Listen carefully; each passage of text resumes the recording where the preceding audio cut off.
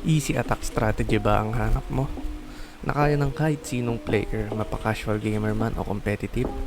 Kung isa ka sa gustong mag-improve sa War, Legend at Clan War League attack, tara samahan nyo ako kasi tuturuan ko kayo ng easy and overpowered attack na pangalanan na lang nating Heji version.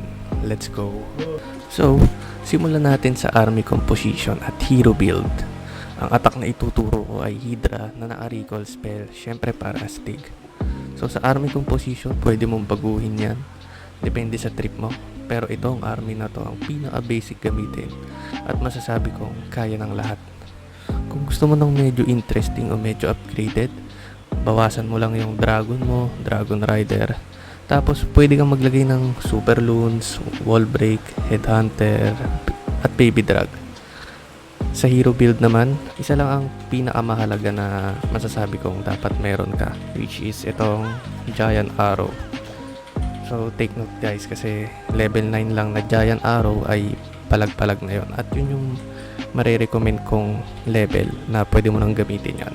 Sa King naman, tutuusin kahit anong equipment pwede mong gamitin, pero para sa akin ang the best itong Giant Gauntlet saka Rage Vial syempre. Tapos ang pangalawa ko, Spiky Ball saka Bombs Touch. Depende yan sa mga upgraded na equipment nyo, no? Pero gaya na sabi ko, kahit ano dyan pwede nyong gamitin. Sa Queen naman, itong Giant Arrow sa kayong Healer Puppet.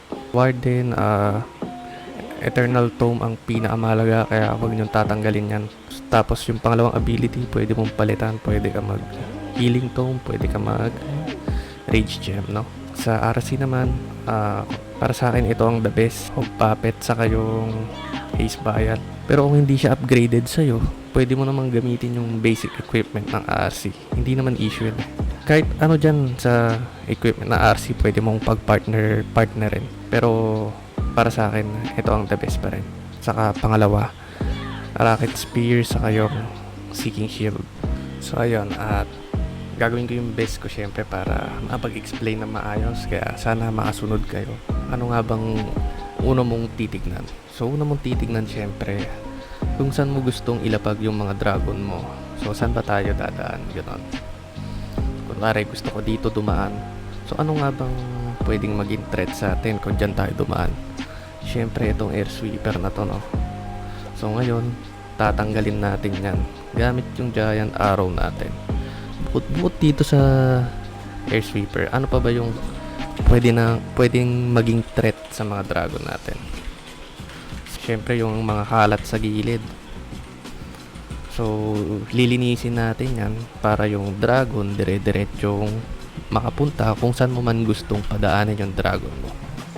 Tapos pangatlo, isa sa mga threat natin sa dragon itong CC or sa army composition natin, no? So ang isa sa goal ng mga Hydra natin ay makuha natin to ng hindi napapalabas yung CC. Dapat maging maingat tayo sa paglapag ng hero. So mapapansin nyo, mas malayo yung hero dito kaysa dito, kasi dito pwedeng pag dito tayo naglapag ng hero, mati-trigger to.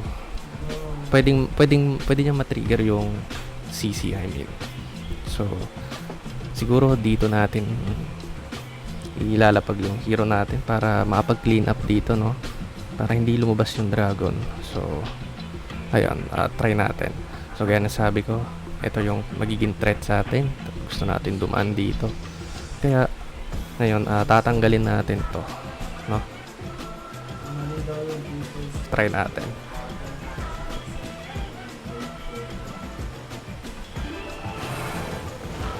So ayun na ang first step natin, at tinanggal ko yung air sweeper dyan. Tapos lilinisin natin to kasi ito nga yung problema sa kalat natin. Tapos dito tayo maglalapag ng king syempre para dire-diretso yan dyan. Tapos kapag yung queen mo mamamatay na, recall mo lang syempre. Tapos ayan, pwede mo nang i-spam lahat. So ganun lang kasimple. Tapos sabay mo yung blade. Tapos yun, warrior ability. Tapos pagdating sa clone, may mga base kasi na walang value, no, gaya nito. So di mo kailangan ibuhos lahat ng clone mo. Pwedeng isa lang. Tapos yung mga clone mo, pwede mo namang gamitin sa gaya nito. Gamitin mo dyan, pwede, mas okay yun kaysa ipilit mo yung clone spell mo dyan na wala namang value. Tapos ipi-freeze mo na lang yung mga magiging threat sa'yo. Tapos ayun, makukuha na natin yung CC, kaya RP na tayo. So wala na oras pero 3 star to.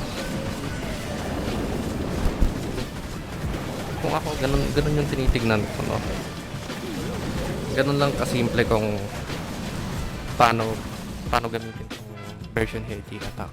Kanina, inattack ko to, tapos tsaka ako nag-explain. Kaya nangyari na, ubusan tayo ng oras. Kaya ngayon, uunahin ko muna yung explanation bago tayo umattack. So gusto kong idaan yung dragon ko dito. Pero bago natin gawin yun, kailangan muna natin matanggal tong air sweeper dito. Para mas smooth syempre yung dragon pathing natin dito.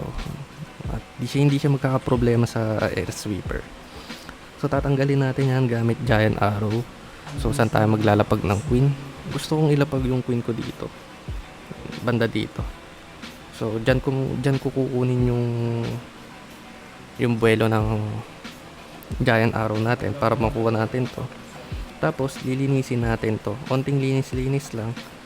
Tapos kapag nakita mo yung pag satisfied ka na sa mga buildings na nakuha mo, sa pathing na gusto mo, pwede mo na siyang i-recall. Tapos ililipat ko dito. So isa sa sinabi ko kanina na dapat ilayo mo yung hero mo sa CC. Pero dito sa base na to, dahil maganda yung build, ay hindi natin pwedeng gawin yun. Bakit? So ito yung CC range. So dito tayo bawal dumaan kasi dito malapit yung CC. Pero ngayon, dyan tayo dadaan. Bakit? Kasi kapag dito tayo naglapag ng hero natin, king and queen natin, madudurog sila dito sa monolith. Tapos, anong value makukuha natin? Gold mine? Dark elixir? So, hindi magandang value yun. So, mas okay na lang na mapalabas natin yung CC kesa mamatay yung hero natin dito ng walang value o zero value. Try natin in action kung gagana ba. Nga pala, wait, kung nahihirapan kang mag-practice sa giant arrow o hirap ka mag-aim, practicein mo lang sa friendly challenge yun, mamamaster mo rin yun. Pero pag talagang hindi mo siya makayanan, pwede mo naman tanggalin yung recall spell mo, tapos maglagay ka ng dalawang lightning spell, no? Tanggalin mo lang yung isang sweeper na magiging threat sa attack mo. So, let's go.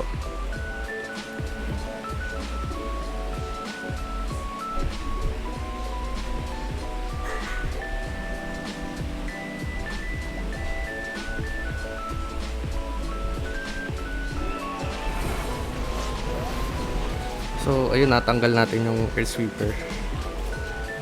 Tapos, pwede tayo mag-relax muna kasi sa attack na to, hindi naman issue ang oras, no? So, take your time lang habang naglilinis-linis tayo. Tapos, habang naglilinis-linis tayo dyan, pwede ka mag-isip kung ano ba yung plano na gusto mong gawin. Ganyan.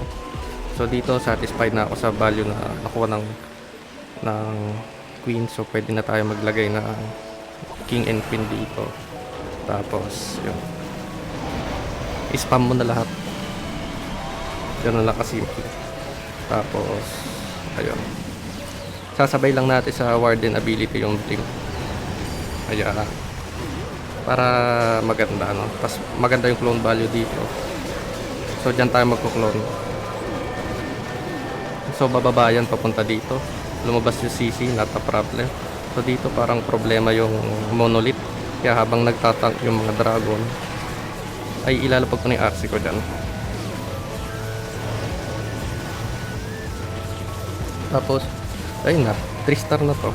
Ipi-freeze mo na lang yung parang magiging problema sa mga troops mo. So, marami pa tayong dragon dito. Buhay pa yung queen natin, syempre. Dito, na-force yung ability. So, wala na, 3 star na. Ipi-freeze na lang natin to. Tapos, pwede ka na mag-exit sa attack mo. Pwede ka nang mag-exit. I mean, yung ganito, yung ganyan na tricks. Nasa side na yan kung trip mo. Pero, ganun lang kasimple yung attack na to. Kasi nga, isa sa goal ko ngayon, di ba? Parang maturuan yung mga casual gamer, yung tipong chill-chill lang, no? Pero 3 star. So ito, naka-hard mode to para maipakita sa inyo na malakas talaga siya. Kasi kung sa hard mode gumagana, paano pa kaya sa mga normal mode, no? Tapos, kung sasabihin nyo na puro friendly challenge lang yan eh. Siyempre, pinagpracticean mo yan. Huwag kayong mag-alala kasi maglalagay ako ng live replay attack na Legend League, no?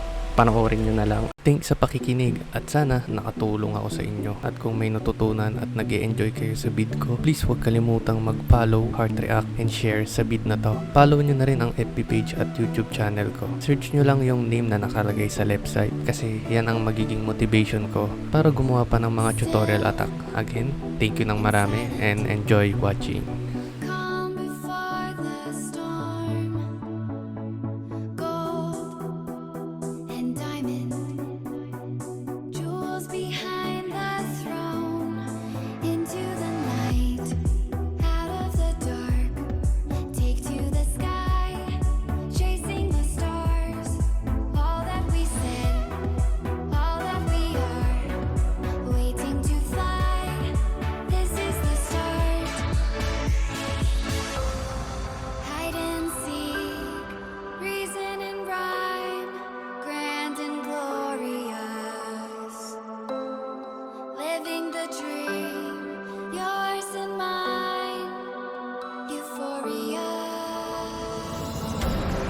Hide and seek, reason and rhyme, grand and glorious.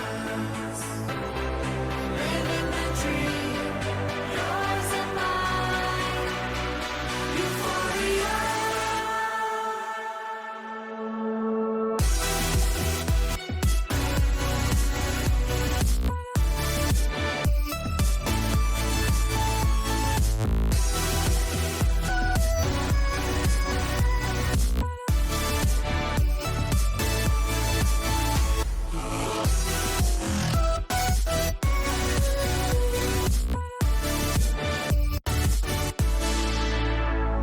Stone and feather, move outside your head. Now or never, strong in every step. Give me a sign, hitting the mark. Take to the sky, chasing the stars. Open your eyes, watching afar. Waiting to fly, this is the start. Hide and seek, reason and rhyme, grand and glorious. Living the dream, yours and mine, euphoria.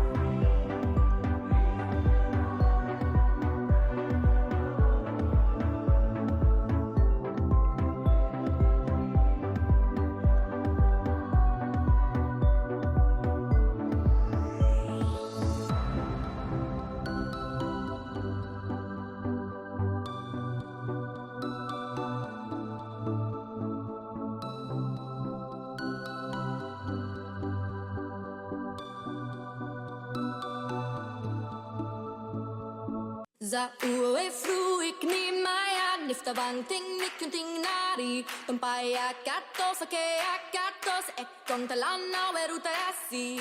Za uwe fruik ni maya nifta banting nikunting nari tumpaya kato sake akato se ekon talana weruta yasi.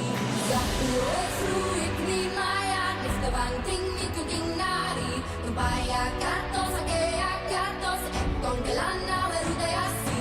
Za uwe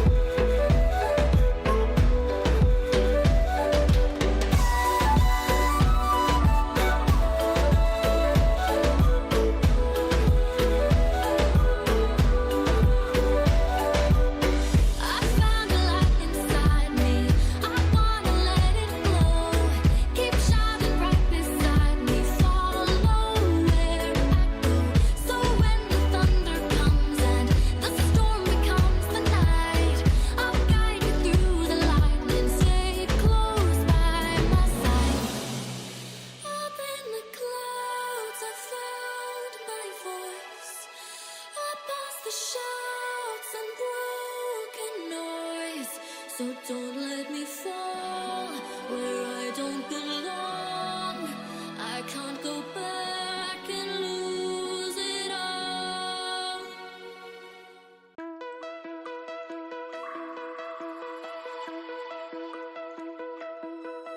Find your way into this wonderland.